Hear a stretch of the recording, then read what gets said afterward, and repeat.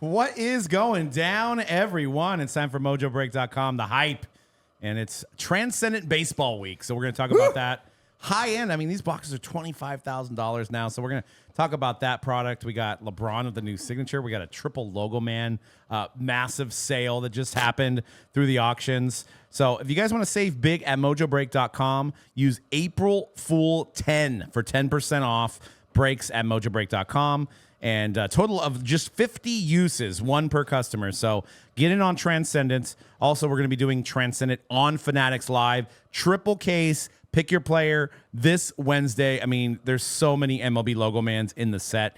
It's literally insane. So jump in on that. I just got the checklist, so I've been looking over what is on the checklist, and it's crazy. I mean, there's a four-way cut auto of Willie Mays, Babe Ruth, Hank Aaron. There's a lot of Barry Bonds. There's a lot of Shohei Ohtani 101s. I mean, obviously, Nick Kurtz, the big Amish. He's got his rookie logo man in here. I mean, this is the creme de la creme Transcendent, and probably best digested in breaks. What do you guys think about Transcendent? I wonder what the VIP party is going to entail, because last year it was Barry Bonds in our hometown in the Bay Area. Yep. And I know they've had what, Diamondback Stadium, they've had Angel Stadium, Philadelphia. They've had Orioles Stadium, they've had Philadelphia, they've had Atlanta. I feel like I might be missing one or two, but like, where can it possibly be? Dodger Stadium? Maybe? Could be if they get Ohtani. I mean, maybe Pirates with Paul Skeens. Ooh, Skeens is not a bad. That's not a bad pick. They had Judge in the past. They done I mean, Judge would it yet? be Judge was featured, but he wasn't at the gonna say. events. Sacramento for the A's? Sacktown? The old Rivercat Stadium? Sure. So for those that don't know what we're talking about, each back in the day, and I will preface this because Beckett is wrong, and I've been reaching out to Beckett to say fix your listing, is that in the past, like 2023 all the way back to 2016, each Transcendent case was guaranteed a VIP pass, which got you into this event with an athlete. We've done one with Hank Aaron, with Ken Griffey, with Barry Bonds, as we mentioned. Lots over the years, different athletes that are in attendance. You get a special set. You get some special autographs. You get swag. You get a dinner. You get a Q&A. You get an open bar. It's an awesome event. This year, there's 100 regular passes and 10 gold tier passes. And last year, the gold tier pass was you got to watch the game. You got to go to the event, and then the people with the gold tiers got to go in the booth and watch a baseball game. They did one with Cal Ripken. You got to watch the game with Cal Ripken. I think last year might have been with Buster Posey. So it depends on what stadium they choose. So it's an awesome event. I mean, you get a really close-up view of the athlete. You also get like a extra exclusive set, chance at some nice autographs. They have like raffles sometimes. So that's a big draw, but they're not in every case this year. So depending on how many cases they made, there's only 110 possible passes. So where Beckett messed up was Beckett says each case will include a VIP pass. So we've had customers call us and ask us, hey, if I buy this case, I'm getting a pass. And we're like, no, it's not guaranteed anymore because they make like 600 or 700 more cases now compared to just the 100, and they spread the cards out. So, but it's a cool product, and they've went even more design heavy with the logo mans, with the game U stuff. Looks like there's going to be some Yankee World Series patches in here as well. I didn't see any Dodgers. I don't know why they're holding out the Dodgers, but they have Yankees World Series patches from the jerseys in the World Series. So super high end. Larry David's in the set again. They are going hard on Larry David, man. He's bunking up at tops now, isn't he? Yeah, clearly. Very, very, very nice. Very good. Very good. Very good. I'm not a big I'm not a big Curb Your Enthusiasm guy or Big guy. Seinfeld, so I don't need a Larry David in my collection, but I'm sure there's a lot of people out there that do. Yeah. This is is this the second or the third year that they've changed the configuration? Second. It's only the second. Gosh, it already feels like it's been the third time.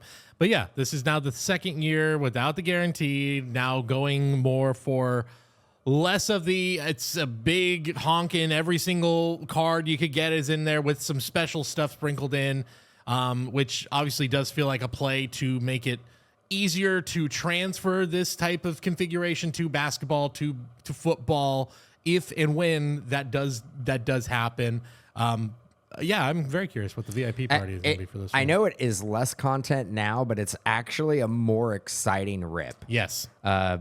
Loved it. I mean, the old format was the content that you were getting was amazing, and you were getting a guaranteed pass, and you're getting a guaranteed cut auto and a 101 superfractor and all this stuff, and you were getting like 50 autos. Yeah. You're getting the whole autograph. But every case besides the cut auto and the superfractor broke down exactly the same. Yeah, even to the way the players were alphabetized in the autograph set. It wasn't as exciting. Now there is a bigger element of chance. And as far as like entertainment value, I think it's a lot more entertaining. Yeah, I was a lot. Format. I thought it was much more exciting when we were ripping it last year. Yeah, and versus years back, because really, from just watching it for a break entertainment purposes, it was just kind of like, all right, get me to the cut autos, get me to the final. Well, yeah, that's sure. A few things. Yeah. Yeah, and I mean this year, as the same as last year, pretty much. You're looking at 2 autograph patch cards, 2 autograph relics, 2 rookie autographs or autograph patch cards. So you got 6 hits there. Additional autographs, 2, so that's 8 hits. Jumbo dual or triple patch cards, 1, that's 9 hits. Additional autograph or memorabilia card, 1, so that's 10 hits. And then superfractor parallels, 1. So you're going to guaranteed 1 superfractor in each box. So you're looking at like 11 to 12 hits per briefcase. What's interesting to note is that last year, Firehand on Twitter put this out there, is he actually bought a box pre-sale, and he probably wound up breaking it, but he bought it at DA for David Adams at like $9,000, right? So he had a receipt of $9,000. This year, $24,000, same format. So don't understand the price hike. We'll have to see the product. Obviously, they really give it a true rating of why is it $15,000 more this year than it was last year. Maybe they undershot the price last year, but pretty big price hike. I mean, we're having to pay that too to get some product in for you guys. So I don't know if it's the rookie class is significantly better with Nick Kurtz. More Ohtani stuff is on fire. Or I'm just looking at it this way. Maybe it's just more people spending a lot of money in the hobby now, so we're going to see how far we can push this. I don't know. I mean, the only other thing that could explain it is, if indeed there is a VIP pass in every single one of these cases, because that does not compute that big of a price hike. Yeah, considering all the other factors. I want to say the VIP pass fell like 1 in every roughly 5 cases last year. Right. I don't think there's going to be. Actually, I think we've confirmed, right? We've confirmed that there's not 1 VIP pass. The original sell sheet that was sent to us from Topps said randomly inserted VIP passes. It also, I think, said randomly inserted VIP pass and cut autos. I don't think you're guaranteed a cut auto in every. No, you're not. And I'm going to go over the cut auto checklist, which is phenomenal. But I do want to point out for those of you guys that use Google AI or Grok or any of that, right? So, and believe that its word is bond, this is proof right here that it's not always correct, because Google is pulling the information from Beckett, which is incorrect. And then when you ask Google, is there guaranteed a VIP pass in 2025 per Transcendent, it's saying yes. So, I mean, there's a whole slew of other possibilities with misinformation by pulling from a trusted website, when in fact, I think Beckett just didn't do their research. They went back to 2023 where there was a guaranteed pass, and they're putting it out there saying it's a guaranteed pass when it actually isn't. So we had to go back and forth with this customer that was trying to buy multiple cases from us because he wanted to go to the party. And we're saying, hey, they're not guaranteed. He goes, well, it says it on the internet. And I'm like, unfortunately here, the internet is wrong. Beckett is wrong, which is actually spread to other. There's another website, I think it's called Checklist Insiders. They have it that way too. So very confused. I'm surprised more people in the hobby are not talking about this. I've actually tweeted out to Beckett twice now saying, hey, you need to fix the information because it's incorrect.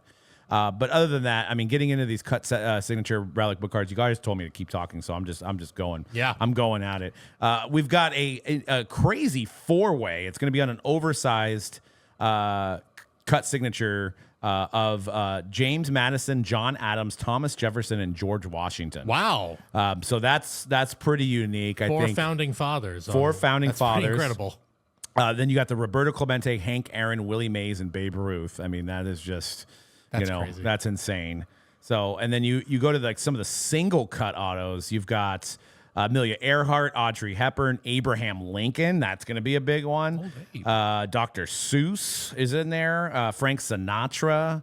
You got your Hank Aaron. Henry Ford, the guy that created the car. He's in there. Henry Ford. Iron Eyes Cody. Who's that? Yeah, shares the same name as you. Well, yeah. So clearly he's in my PC at this point. So if you're an Iron Eyes Cody seller, I'm there for you. It's he's the crying Indian from the famous commercials from the 70s. Oh.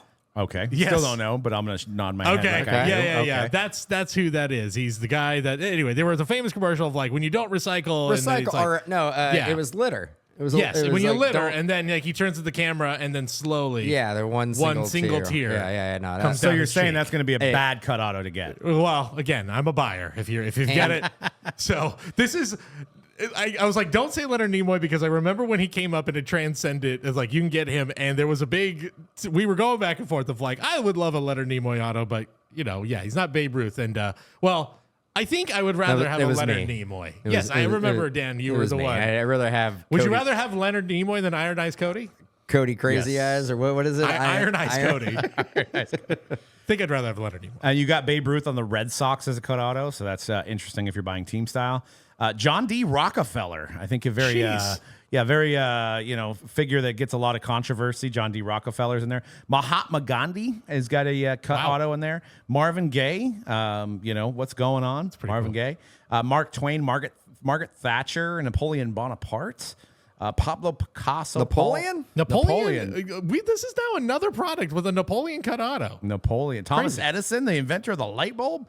Shirley Temple, great drink. My kids get Shirley Temples all the time. I do love a Shirley Temple. Famous actress back in the day. During Christmas time, they had a 7-Up Shirley Temple you could buy in the bottle at the store, and I had to try it. And it's actually very good. It was very good. It's very good. I remember as a kid, I would ask for about 5 of those fake cherries in there. Give me about 5 of those. Maraschino Yes. cherries, yeah. And then they go to the bottom, and you have to dig it out. It's kind of a game. It's very cool. Very cool. Shirley Temples, yeah. Thomas Edison, Woodrow Wilson, Zachary Taylor. So you got more than just the quad presidents. You've got more presidents in this thing. Helen Keller is in here. Gary Carter. I mean, he's been in a lot of things. Ernie Banks. I mean, it's a distinguished cut auto list. You got Catfish Hunter not only on the A's but also on the Yankees. You got Carl Sagan. Carl Sagan is what does Carl Sagan do? Why is that on? Why is the Universe, the big show? He was a big scientist. That was the big show in the 70s documentary. Very very influential scientist astronomer. Cody has got some great knowledge from the 70s. Cody needs to go on Jeopardy. I love the 70s. I always say if I go back 70s, the music just unbeatable. It was good. Unbeatable music. 70s or 80s for me. 80s would be hard to top. I Yeah. feel like just the introduction of the phones and the music in the 80s is the first computerized. I'd be rocking some bell bottoms, I think, in the 70s. Yeah, Done it. a little Haight Ashbury. Yeah, I'd be looking like basically anyone from Dazed and Confused. I mean, I'd be like, yeah, I'm all about that. That'd be the look. Yeah. Seems like a lot of hockey players are going with that look. That lettuce, that long-haired lettuce. Long hair, yeah. They just need to get. I mean, look, you can get a Volkswagen bus again. So it's all coming around. It's an EV now. I know. I've been seeing a lot more popping up. They on kinda the look road. cool. I like them a lot. I think they look cool. Oh, They're kind of cool. As a family car, I think they're fun. fun. man, come on, guys. I wanted the old school one back in high school. It looks. You guys have seen the new Vacation movie I haven't seen it, but with, yeah, with Ed Helms. The one with Ed the new Helms. Vacation. No, I haven't yet. They rent a car. It looks like what the new reissue of the Volkswagen bus looks like. Okay. It is very round compared to. I mean, I don't know. The original one was round. It didn't need to come back. There's nothing about the old Volkswagen classic. bus. It's fun. Like the Beetle didn't need to come back, and it came back. Oh, it came back hard. Yeah, it did. Didn't need to. Gosh, A I little remember flower on the dash. I feel like it was like every other girl in high school when I was going to high school. their first car was a Beetle. 100%. Yep. Even in our Yeah, generation. So yeah, exactly. There was like a 10, 15 year run where it was like that was the car. that was the car to have. But they should have truly. I mean, the original Beetle, I think, was it like diesel? It was rear. It was a rear engine. But you could hear it coming from 4 miles away. Yeah, it's true. They should have truly reissued it and made the new ones sound like the old Well, in the ones. Volkswagen buses too, you had some of the hippies who were able to fix it so it'd be like it's running on vegetable oil. Yeah. Yeah. There you go. I mean, I've also heard, and I'm not a mechanic, but I've heard from, car mechanics that they love working. The bugs are super easy to work on. If something goes out, it's easy to replace. It's right in the back there. It's super easy. They love them. And there's a big population of Volkswagen collectors. We actually have a friend that collects a lot of Volkswagens. So, I mean, they got to come back. There's a lot of nostalgia behind it. So, I mean, I might get one. I might. Plus, we got to do Slug Bug Bus again. I mean, it's dying because there's not that many on the road anymore. Now my daughter hits me when she sees a Tesla. That's too many Teslas out here. So Around I get here hit all the time. You're getting a big it's bruise. one out of every 4 cars. Yeah, pretty much. Slug Bug Bus. We got to bring it back. Yeah. Looks like LeBron James has changed his auto, or at least for one card. There's a Finest Masters, and I think Cody has the photo here on the Realm Hobby. Topps put a before and after today, saying, "Hey, look at the one of one LeBron. A little bit different. More of the and the crown is obviously the big thing, but yeah, clearly the sort of." The swoops on I don't even know if it's an L and a J, but whatever. The swoops are kind of opposite side. It looks more like a butterfly, whereas the traditional one, if you've been collecting long enough, you know what the traditional LeBron James autograph Well, and that's like. not even the same as the first one. That's because true. The first one looked like a Z, That's true. on his old Exquisites and some of the 0304 stuff. So, it's the evolution. I mean, the man's played for this feels like 100 years now. So, he's going to have to change his autograph. Somebody did respond to, I think it was on the Twitter post, that they were like, well, didn't Shohei just do this a year ago and no one's talking about it anymore? Which is true. I forgot about this. Here it is. Here's the post from Topps. About a year ago, Shohei Ohtani experimenting with a new signature. I have not seen that one on the right popping up anywhere. So Another guy that came and went. His first auto was so much better. I mean, maybe I'm just like a purist as far as like when I see their rookie autos, that's what I have in my mind. So then when they change it, I'm like, I'm usually not a fan of the change. I like the original autograph. Shohei's original autograph on those 2018s, those look that's the autograph. I always remember Bryce Harper, his autograph change. Yeah, he used to write it all the way out, and then he just went with the BH. Now it's just kind of the BH. Yeah. As you get older and you play long enough, you're just like, I got first and second initial. That's enough. I think who I am. I think Mike Trout's autograph changed too. A little bit. Yeah, Mike Trout's has changed over the years as well. I mean, Steph Curry. Steph Curry's has changed. Yeah. Seems like everybody who has been signing for an extended period of time and a lot of different products. Luka changed to his mom's. Yeah. Lula. Lulu. Even Barry Bonds. We've been getting some early Barry Bonds stuff coming in there where it was like a little bit more of just B's and little to no writing, and now it's like a little bit more defined as his career went on. And He's got a great auto. He got does. a great auto. Will Clark's got a great auto. Yeah. One of the best. Will Clark's, I don't think, has ever changed. No, but it's Consistent. It's consistent. I still feel like those players from like the 80s have some of the best penmanship in all of Randy Johnson, like Wade Boggs, Andre Dawson has Andre that Dawson's nice one. got an auto. Yeah, I mean, they could run a clinic. What sport? I mean, let's get controversial here. What sport has the worst looking autographs? It's going to be a toss up between basketball and football. Yeah, I would lean towards basketball. But yeah, I mean, it was tough because these guys feel like they were, especially with Panini, they were signing a lot more towards the end. So, I mean, baseball signs a lot too. But hockey seems to have some of the nicest autographs. I think overall, I agree with you. I think basketball as a whole category probably has the sloppiest autos, but there's a handful of football players that have just the absolute laziest autos. Yeah. And it's just like Anthony Richardson. Oh, Like, yeah. like so that- many memes. just, I mean, it's like a dot. I don't think you were allowed to be a Colts quarterback the last few years unless your autograph was absolutely garbage. Yep. Yeah. Him and was it Jake? What's his name? Ellinger. Ellinger. Both Yeah. on the team at the same time with Tiniest autos. basically microscopic autos. Just terrible. There was a time, I mean, podcasts like 10 years ago, we would say, like, if it's a bad looking auto, it's going to be a bad player. And a lot of that was true. But Johnny Manziel did have a really nice great autograph. So it's not always true to nice autograph, Yeah. translating into a good player. Who would that be right now? The best player with the worst auto, off the top of your head. Jamar Chase, maybe? I mean, his is kind of Yeah. compact. Yeah. I'm just trying to think. know, it was kind of on the Because spot. Jefferson's is nice. His other LSU buddy, he's got a nice He's got a good one. autograph. He's got a good one. Quarterbacks, maybe Jalen Hurts is a little bit more basic. Yeah. Brock Purdy, 10 out of 10 on an autograph. Perfect autograph. Matt Stafford, probably not as good as Brock Purdy's autograph, but still pretty consistent. But a better overall player. Yeah. Well, when you Without play a for doubt. 30 years, you're going to be good doesn't. eventually. I'm actually looking at our next slide right now, and I don't think I realized that Drake Mays is rough here. I don't know. Here, you know what? I'll just put it up as we're going to talk about football in a little bit, but that's rough. Yeah. I mean, that's not great. No. It's been worse, but I've seen worse, but that's it's not very good. yeah. Well, I mean, there's also, I mean, I don't even know if we're still teaching cursive in school anymore, That's the right? other So thing. it's like, I think my 11-year-old did. I think they did, but they're not using it consistently. They may go through a course of it, but they're not. They're on the computer, so they're not having to sign the autograph. So, and DocuSigns aren't going to happen much at 11 years old. So, maybe not until you're older. to Look, perfect that every auto. kid wants to be a YouTube star nowadays, and if you're going to do that, you got to practice the autograph. You're going to be a big YouTube star. Someone's going to run up and want your autograph, and if you just, write it out, just normal, just regular handwriting, it's not going to cut it.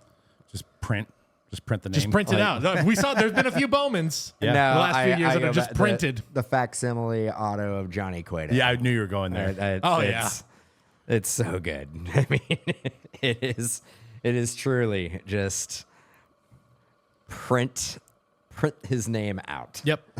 Yeah, I wanted to pause on that. I know we're going to talk about this triple logo man sale that really pisses me off, but we're going to talk about that coming up. But they alluded to the fact that the pitch count would just drive Johnny Cueto incredibly crazy because that was a guy that just kind of took his time. It feels like, I don't know, baseball. I want to just touch on baseball before we move on. Like, I don't know if I'm a fan of the ABS, man. I just kind of just adds just to that just stops the game. The game's kind of slow. It stops the game. And I think it's quick.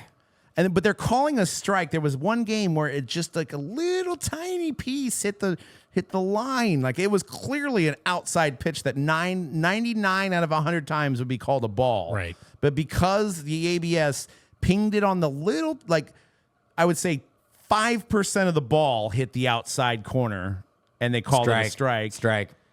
It's, I don't know, man. I mean, maybe I'm a get off my lawn take here. I get that we want to make calls right, but it just feels weird. Am I wrong?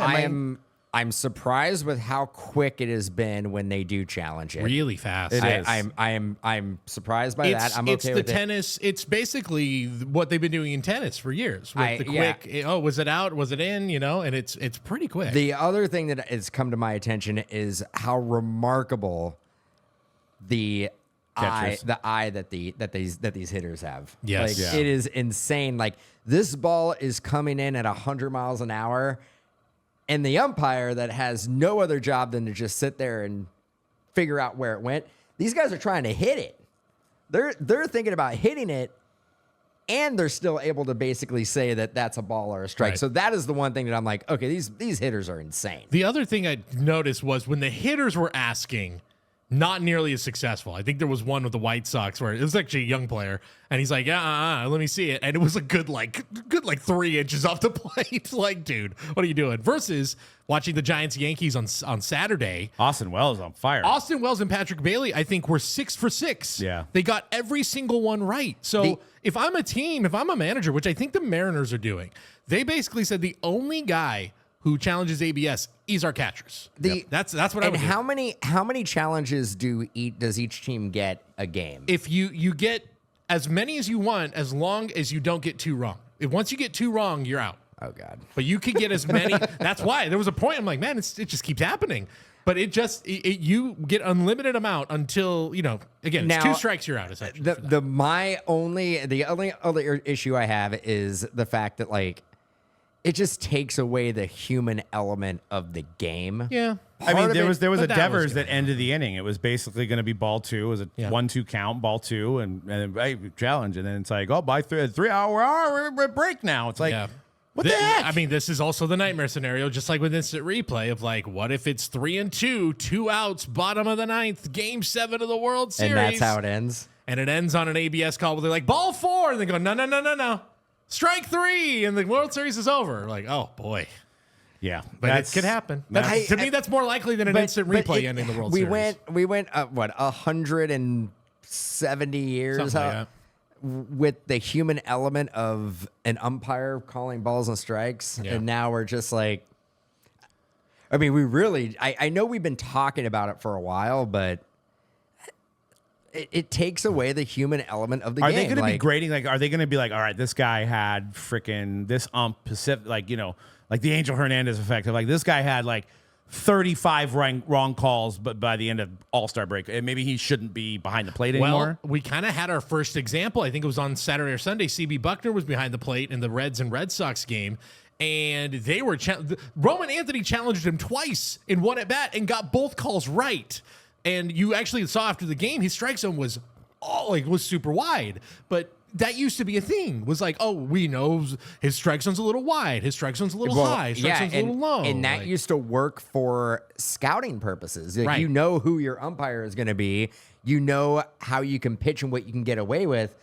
It's not really the case anymore. Yeah. So, like I mean, some guys who are like historically low strike zone or wide strike zone or high strike zone, that doesn't matter anymore. it's going to be tough for the older umpires, I think, to kind of get used to this. But I think that kind of was the same thing with pitch clock. It's like it's going to be tougher for the older players, the older pitchers to get used to the pitch clock. Whereas the younger players, the younger umpires, this is all they know. So it's going to take like about 5-10 years for it to I think at fully the end of feel the day, implemented. in Pitchers the game. don't love this. Though. this Pitchers don't benefits love can't this. this imagine benefits the offense. Absolutely. This it benefits does. the batter. Absolutely. We're probably going to get more runs scored because of it. Yep. 100%. Yeah, and that's baseball. I mean, man, I feel like Manfred has been there's been so many changes during his. There have been. It's like I think the pitch clock's still good. I do. And I like the pitch clock. I won't. I think the pitch I clock's like good. that. Yeah. I like that. Camilo Duvall doesn't. No, he does not. He can't figure it out. Well, he looked good this weekend. Well, you that you much. know, I could have went out there and probably pitched against the Giants starting 9. So That's right. All right, let's get into this Logo Man talk because there was the third highest triple Logo Man sale of all time happened over this weekend at Alt. Man, Alt really climbing up the ranks of high sales. The highest Logo Man sale of ever was the triple LeBron Logo Man, one from him on the Cavs, the Lakers, and the Heat that sold for $2.4 million. The second one would have been the exquisite LeBron, Kobe, Jordan triple Logo Man that sold for $1.7 million. That's got to be worth a lot more now. Isn't that the one that Kevin O'Leary says is 12? No, Or is that a different one? it's a different one. Okay. And then because I think that one's just I don't know. We'll have to research that.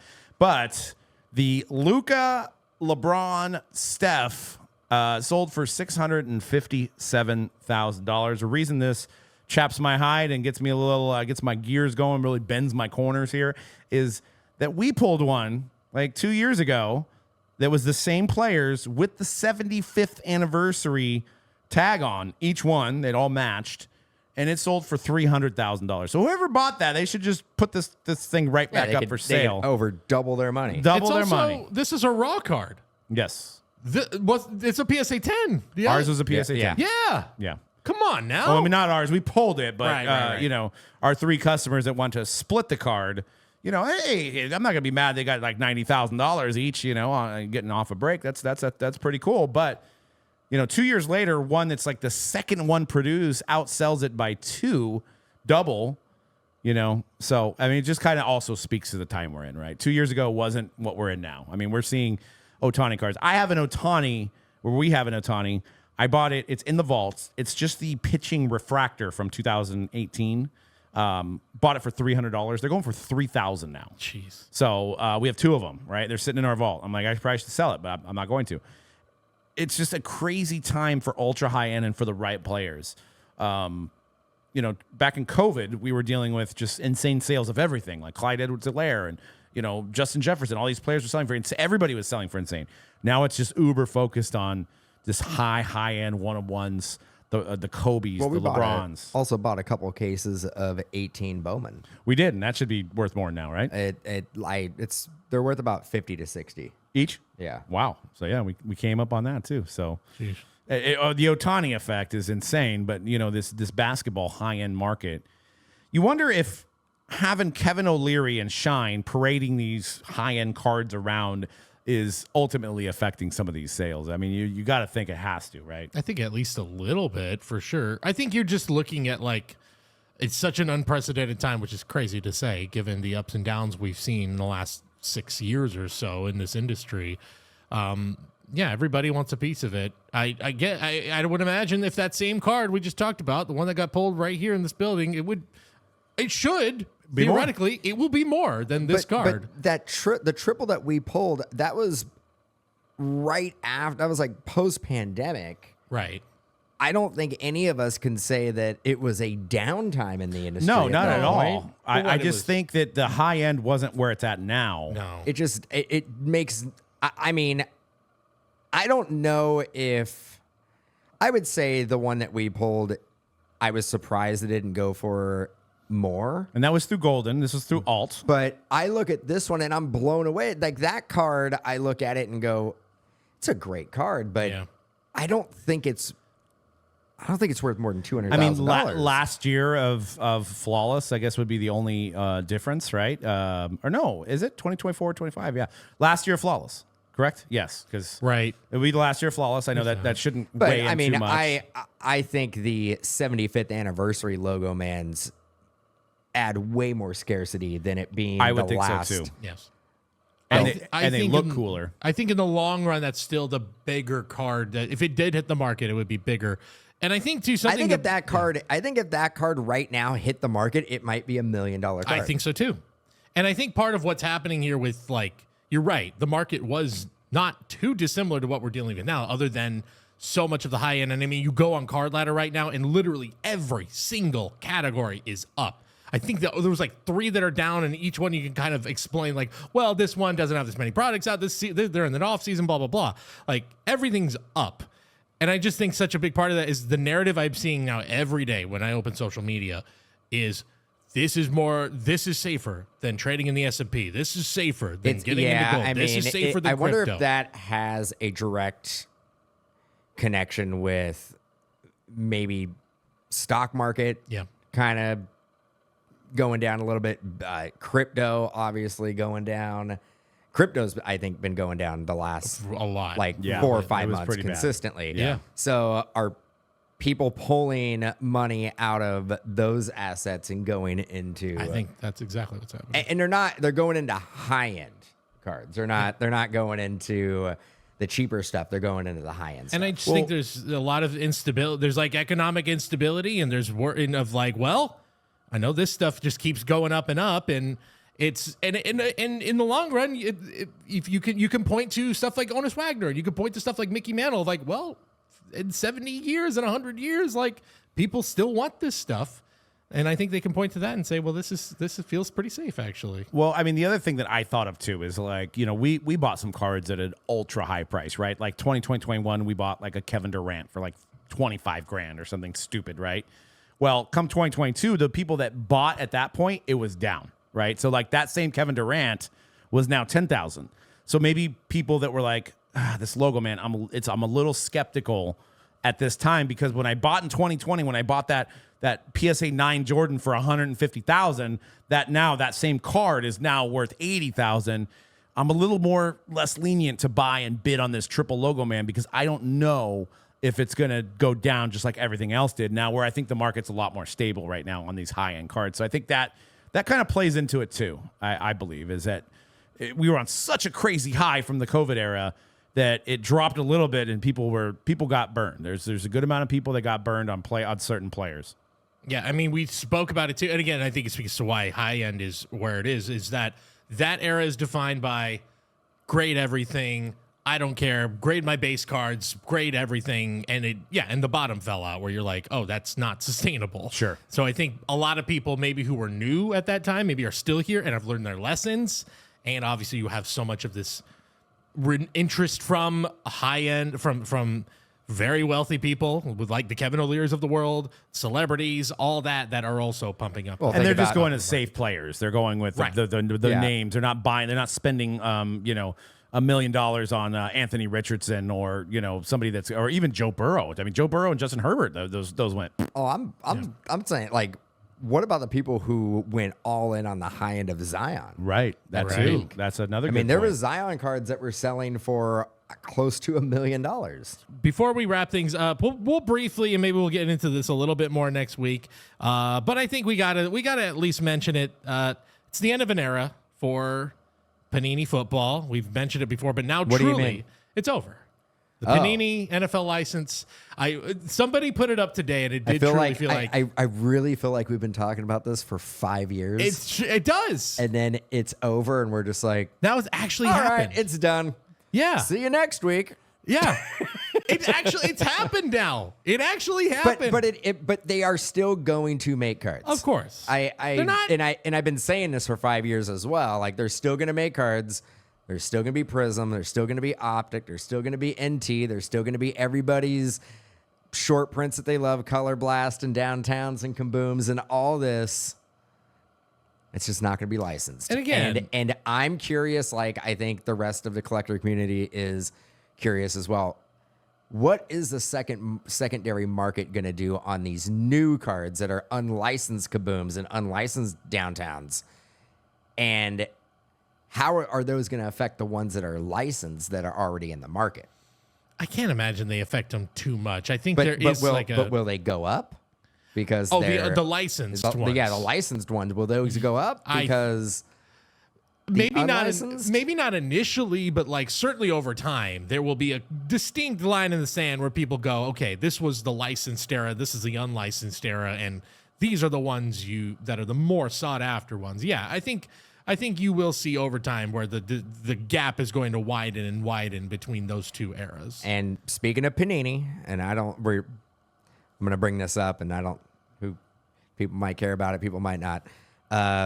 Frankie Muniz. I knew you were going to bring it up. Is in the truck series, and he is going to be driving the Panini Kavroom car. Yes, it looks awesome. That truck is going to be awesome, and Frankie Muniz is probably one of the biggest names in the truck series, just based on his acting career that he had, and he's doing pretty good in the truck series.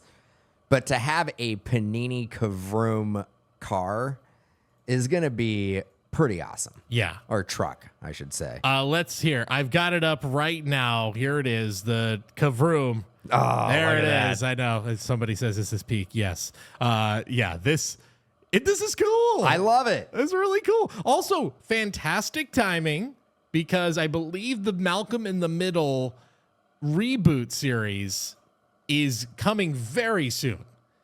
So Frankie Muniz will be right at the forefront of our minds once again here in who would have thought? I mean, I want that. If they got to make that card, I want that card. Yeah, it's going to happen. But, it's funny because hey, they're still going to make the cards. But when you go from, having Patrick Mahomes and Travis Hunter and all these guys, all the NBA players to I saw the cover. No disrespect to Frankie. Pump the brakes. And no disrespect put to a Frankie. little respect not only on NASCAR, but the great Frankie Muniz. Of course. All respect to him. I mean, but there's a distinct change to being like, look at our Kavroom, which you never talked about NASCAR before, to where we were just a couple days ago. And you go on Panini's site and there's no football to buy. And that's the first time maybe in the last 15 years that's where I still got to say the Panini NASCAR stuff is it's great. One of the most undervalued and underappreciated categories and is in our industry. And it open up a box and it's going to blow you away with the content that you get. And the boxes stay pretty much at MSRP. Yeah. look, now's the time. Get in, because this is Panini's going to hitch their wagon. I want to NASCAR, WNBA, and of course World Cup soccer. That's where I get back into my breaking career. When we really start doing some NASCAR, that's when I step in, and I'm going to be the resident NASCAR Mojobreak breaker. If we look, let's reach out. Let's see if we can get Frankie in studio. Rip some NASCAR. That would be. That'd be a blast. Legitimately, it'd be a blast. I know. I've been listening. Dale Jr. is on his podcast. He's been talking about how he's got back into the hobby. So he's been going into a bunch of local hobby shops in his area. Nice. And he's been getting back into it. It's starting to, and we talked about it, I think, last week, like Luke Combs. There's a handful of country music artists that are getting into it. Starting to pick up a little bit. It is. All right. Well, then when we got NASCAR in Sonoma, let's hit up Dale Jr. I'm there. I've already asked. I've already been like, send me over there. Yeah. Let's make it happen. Make it happen. Let's do it. We'll get more into the football stuff next week, where we talk about sort of what we will have a clearer picture of what Topps is doing with the football license to start, because we don't actually have a release calendar as we're recording this. We won't know officially till the calendar turns to April, we presume. The Topps Chrome first day issue, I believe, we're going to see that obviously hit first, direct from Topps. I'm going to say in the next 10 days, we'll probably see that. And then that'll give us a pretty good idea of when the street date for Topps Chrome is going to be. Yeah. Unfortunate timing if it is literally as they did basketball, where it was the moment the calendar turned. They're like, here it is. Here's everything we're doing for basketball, that it lands on April 1st. It will not be April 1st. I could almost guarantee you. There you go. Probably would be wise to not do it on April 1st. Yeah, I would say it's probably going to be third. If I had to guess, and I would say third week of April. There you go. Well, we will know very soon what's happening with Topps football, and when we do, we'll talk all about it, and we'll get more into that transition a little more next week, which could coincide with the draft. This is what I tend to think, is that we're gonna know probably a week, maybe 2 weeks. I think we could know by the end of this week what's happening. I think we could know by Friday of hey, football is now with Topps, the NFL's with Topps. And we're getting Chrome during. Well, they're not going to do it during draft week because Bowman's out during the day. Yeah, we before probably won't hear anything. What is today? The 30th. 30th, yeah. So we probably won't hear anything until Thursday, Friday at the earliest. Yeah, and again, they won't release it because Bowman comes out the 22nd, I believe. Right now, that's where it's tentatively slated for Bowman baseball. And I can't imagine they would double stack that with by the way, Topps Chrome football is also here. Maybe they could. You never know. You never know. I mean, those are both two releases that are going to be huge, that people are going to buy. It doesn't matter if they were released on the same day. True. They would go bonkers. Yeah. I mean, it'd be a hell of a week around these parts if that were the case. So if it does happen, we will be there, and you can find it over at mojobreak.com, of course. And make sure you use promo code AprilFool10. No fooling, you're getting 10% off breaks if you use that promo code at mojobreak.com. Make sure to use it quickly because it does expire on Monday, April 6th. And of course, we've got, we mentioned Transcendent. We got, what else we got this week? There's a lot. Topps Chrome, Marvel Deadpool is coming out. WWE Chrome? WWE Exalted. Exalted. Comes out this week. Exalted. Okay. Chrome is next week. Next week. Okay. Exalted, then Chrome. Yeah. Exalted, sort of a higher end release. Chrome next week, and then WrestleMania the week after. So in Vegas. In Vegas once again. Are you going? No. Okay. Not going. I got a few friends who are going, but no, I will not be in Vegas for WrestleMania. Also getting the Super Bowl again, I just saw 2029. Vegas. Yes. Yeah. Yep.